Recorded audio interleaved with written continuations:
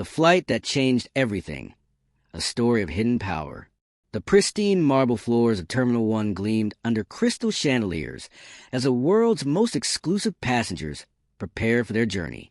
Flight 447 to London wasn't just any flight.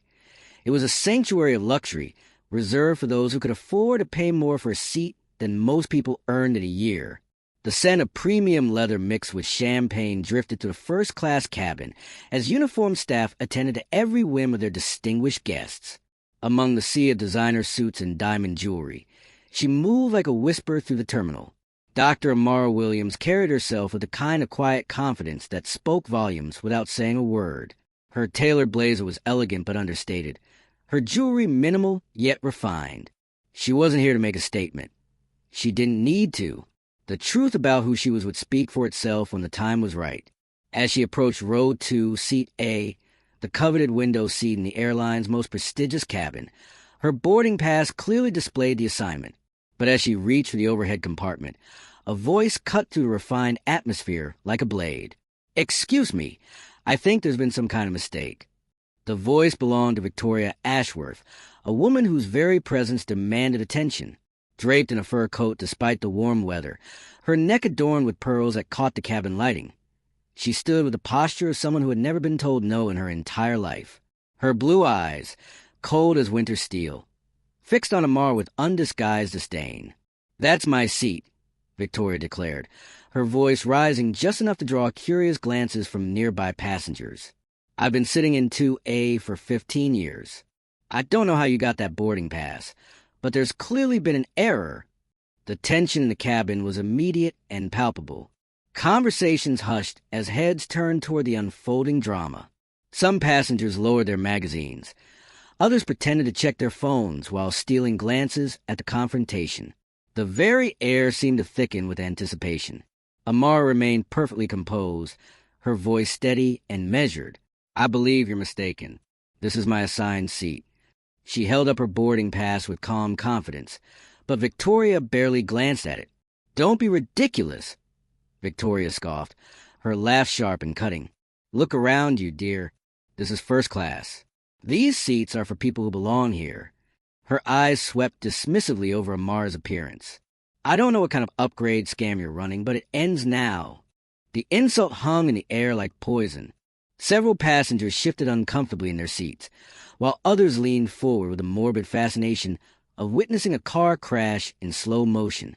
A businessman in row 3 whispered something to his companion, who covered her mouth in shock. The flight attendants, caught between policy and pressure, exchanged uncertain glances. Victoria's voice grew louder, more theatrical, as if she were performing for an audience, which, in many ways, she was. "I mean, honestly, look at the situation. Do you see anyone else here who looks out of place?" The pause before those final words was deliberate, loaded with meaning that made several passengers visibly cringe. But Amara didn't flinch. She didn't raise her voice or make a scene. Instead, she simply stood there with a dignity that seemed to radiate from within, her silence more powerful than any comeback could have been. It was a kind of composure that comes from knowing something others don't, a secret that would soon reshape everything. As Victoria continued her tirade, the whispers began to spread to the cabin like wildfire.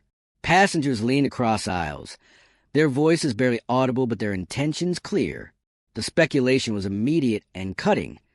"She must have won some kind of contest," murmured a woman in row 4, her diamond bracelet catching the light as she gestured. "You know, one of those social media giveaways. Win a free first-class ticket or something like that. Or maybe she's using someone else's ticket," suggested a companion, a silver-haired man whose Rolex probably cost more than most people's cars. Identity theft is so common these days. Anyone can print a fake boarding pass. The cruel assumption spread like wildfire. Someone behind him laughed softly and added, "Well, she certainly doesn't look like she could afford this on her own. I mean, let's be realistic here." Victoria, emboldened by the murmurs of support, straightened her fur coat and addressed the cabin like a queen holding court. "You see? Even other passengers can tell something isn't right here. This is about maintaining standards, people, about preserving what makes first class special." She turned back to Amara, with renewed confidence. "Listen, sweetheart, I'm sure you're a perfectly nice person, but you clearly don't understand how things work up here. These seats aren't just about money. They're about legacy, about belonging to a certain caliber of society." Her words dripped with condescension. "My family has been flying first class since before you were born. My father helped design some of these aircraft interiors. This isn't just a seat to me. It's practically a family heirloom." The audacity of the statement left some passengers nodding in agreement, while others looked increasingly uncomfortable. A young executive tried to focus on his laptop, but his eyes kept darting toward the confrontation. An elderly couple in row 1 exchanged meaningful glances, their expressions unreadable. Throughout it all, Amara remained statue still, her eyes never leaving Victoria's face. There was something almost predatory in her patience, like a chess master watching an opponent make exactly the wrong moves. She wasn't just enduring the humiliation. She was cataloging it, storing every word and gesture for later use. The flight attendant, a polished woman named Sarah who had been working first class for over a decade, finally approached with visible reluctance. Her smile was strained, her usual confidence shaken by the unprecedented situation unfolding in her cabin. "Ma'am," she addressed Amara with apologetic hesitation, "I'm terribly sorry about this confusion. Perhaps we could find you another excellent seat, maybe in business class? I'm sure we can make this right." The suggestion hit the cabin like a thunderclap. Victoria clapped her hands together in triumph, while several passengers nodded approvingly. The implication was clear: remove the problem, restore order, pretend nothing had happened. But then something shifted in the atmosphere. A few passengers, perhaps more observant than the others, began to notice details they had initially missed. The quality of Amara's clothing, though understated, was unmistakably expensive. Her shoes were handcrafted Italian leather. Her watch, barely visible beneath her sleeve, bore the distinctive face of a timepiece that cost more than most people's annual salary. More importantly, there was something in her demeanor, a stillness that spoke of power held in check, of someone accustomed to command who was choosing, for reasons unknown, to remain silent. Victoria, oblivious to the shifting mood, raised her champagne glass in a mock toast. "To knowing your place," she announced to the cabin, her voice carrying the sharp edge of alcohol and entitlement. "To understanding that some spaces are reserved for those who've earned the right to be here through generations of success and refinement." Several passengers joined her toast, though their enthusiasm seemed forced. Others pretended not to hear, suddenly finding their phones or magazines fascinating. The divide in the cabin was becoming more apparent by the moment. "You know what I love about first class?" Victoria continued, addressing her captive audience. "It's one of the last places where merit and breeding still matter, where wannabe rich travelers can't just buy their way into respectability." She gestured dramatically toward Amara. "Some people think they can fake their way into our world, but authenticity can't be counterfeited." The irony of her words would soon become devastating. But in that moment, Victoria basked in what she believed was her victory. She had, in her mind, defended the natural order of things, protected the sanctity of her social sphere.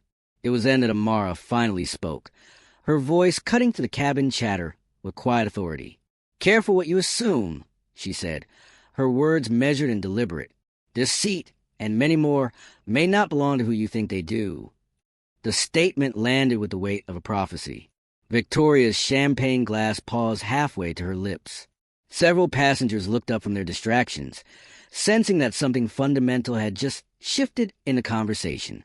The flight attendant's eyes widened slightly, as if she had suddenly remembered something important she had forgotten.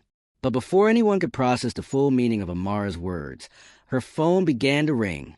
Not the polite buzzing of a silenced device, but the clear, authoritative tone of someone whose calls always get through, no matter when or where they come. The transformation was instantaneous and absolute. As Amara answered her phone, her voice carried the unmistakable authority of someone accustomed to making decisions that affected thousands of lives. "Yes, the acquisition is complete," she said, her words crisp and businesslike. "Transfer the announcement to all major financial networks immediately." Around the cabin, passengers' own phones began lighting up with notifications. Social media alerts, news apps, financial updates, all carrying the same shocking headline. The cabin filled with gasps and whispered exclamations as the truth spread like wildfire through confined space. "Did you see this?" someone whispered urgently. "Global Airlines has just been acquired. Biggest aviation deal in history." "Who bought them?" came the frantic response. "Some woman named Dr. Amara Williams. Says here she's the CEO of Williams Industrial Group. The purchase price is, oh my God, $8.7 billion. The blood drained from Victoria's face as the magnitude of the situation became clear. The woman she had been humiliating, the person she had dismissed as unworthy of first class, had just purchased the entire airline. Not just the plane they were sitting in, the entire fleet, the airports, the routes, everything. Passengers throughout the cabin were frantically refreshing their phones, sharing information, and staring at Amara with a mixture of awe and horror. The same people who had whispered cruel assumptions moments before now found themselves in the presence of one of the most powerful business leaders in the world. "The new owner is on flight 447? Someone whispered incredulously. "She's here? Right now?" Victoria's champagne glass slipped from her trembling fingers, spilling across her expensive outfit. The fur coat that seemed so impressive moments before now looked gaudy and desperate. Her mouth opened and closed soundlessly, like a fish gasping for air. Amara calmly ended her call and looked directly at Victoria with the same composure she had maintained throughout the entire ordeal. "Now then," she said with quiet authority, "I believe we were discussing who belongs in this seat." The cabin had fallen into complete silence. Even the hum of the aircraft engine seemed muted compared to the deafening quiet of dozens of people realizing they had just witnessed the most spectacular reversal of fortune imaginable. Victoria, her face now ashen, stammered, I didn't know. I had no idea who you were." "And that," Amara replied with devastating calm, "is exactly the problem. When Flight 447 touched down at Heathrow Airport, the scene that greeted them was unlike anything the passengers had ever witnessed. A convoy of black cars waited on the tarmac, flanked by airline executives in crisp uniforms. Camera flashes erupted from the terminal windows as news crews caught wind of the historic flight. As the cabin door opened, the airline senior management boarded the aircraft, not to check on passengers, but to personally escort their new owner. The same flight attendants who had been pressured to remove Amara now stood at attention, their faces flushed with the embarrassment of their earlier hesitation. "Dr. Williams," the airline senior vice president said, extending his hand with deep respect. "Welcome aboard your airline. We're honored to have you here." Victoria, who had spent the remainder of the flight hunched in her seat trying to disappear, now found herself the object of whispers and pointed stares. Passengers who had earlier joined her cruel assumptions now avoided eye contact, ashamed of their complicity in the humiliation they had witnessed. "Isn't it the woman who was so rude to the new owner?" someone whispered loudly enough for Victoria to hear. "Can you imagine? She was mocking the person who just bought the entire airline. How embarrassing. I heard she was going on and on about not belonging in first class." The roles had completely reversed. Victoria, once the queen of the cabin, now skulked toward the exit with her fur coat clutched tightly around her, desperate to escape the judgment of her peers. The passengers who had once hung on her every word now treated her like a social pariah. Meanwhile, Amara moved to the cabin with the same quiet dignity she had displayed throughout the entire ordeal. But now, passengers approached her with requests for handshakes, apologies, and words of admiration. The very people who had whispered cruel assumptions about her now praised her grace under pressure. "Dr. Williams," said the businessman from row 3, extending his hand eagerly, "I just wanted to say what an incredible acquisition this is. Brilliant business move." She accepted his handshake with the same composure she had shown throughout her humiliation, but her eyes held a knowing look that made him shift uncomfortably. They both knew he had been among those laughing at her expense just hours earlier. As Amara disembarked, flanked by executives and security, Victoria found herself alone at the baggage claim, invisible in a way she had never experienced before. The woman who had spent her life wielding social status as a weapon now understood what it felt like to be on the receiving end of judgment and dismissal. The story that unfolded on Flight 447 serves as a powerful reminder that true power doesn't announce itself with designer labels or family histories. It doesn't need to shout or demand recognition. Real authority lies in the quiet confidence of those who have earned their place through merit, intelligence, and perseverance. Dr. Amara Williams could have revealed her identity at any moment during that flight. She could have ended Victoria's humiliation with a single phone call or a flash of her corporate credentials.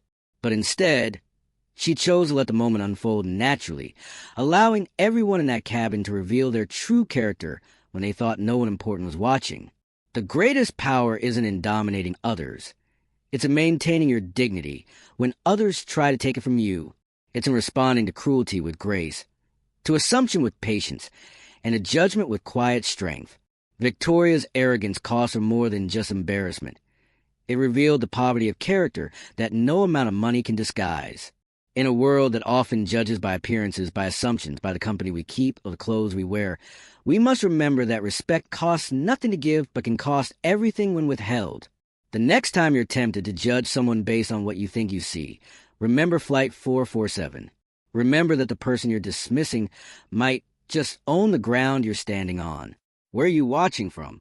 Have you ever witnessed a moment when someone's assumptions were dramatically proven wrong? True power doesn't need to prove itself. It simply is. And sometimes justice comes at 30,000 feet, served with a side of humility that money can't buy. If this story moved you, if it made you think twice about the power of assumptions and the importance of treating everyone with dignity, hit that like button and share your thoughts in the comments below. Subscribe for more stories that remind us in the end, character is the only currency that truly matters.